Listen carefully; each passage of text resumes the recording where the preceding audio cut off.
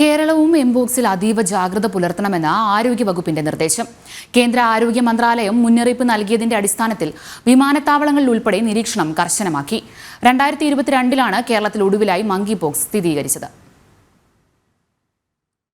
എംപോക്സിൽ അതീവ ജാഗ്രതയിലാണ് കേരളവും. കേന്ദ്ര മാർഗനിർദ്ദേശങ്ങൾ അനുസരിച്ച് സംസ്ഥാനത്തെ എല്ലാ എയർപോർട്ടുകളിലും സർവൈലൻസ് ടീം തുടരുന്നുണ്ട്.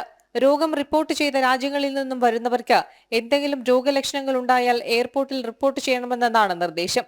2022 കേരളത്തിൽ എംപോക്സ് സ്ഥിരീകരിച്ച സാഹചര്യത്തിൽ സംസ്ഥാനം സ്റ്റാൻഡേർഡ് ഓപ്പറേറ്റിംഗ് പ്രൊസീജിയർ പുറത്തിറക്കിയിരുന്നു.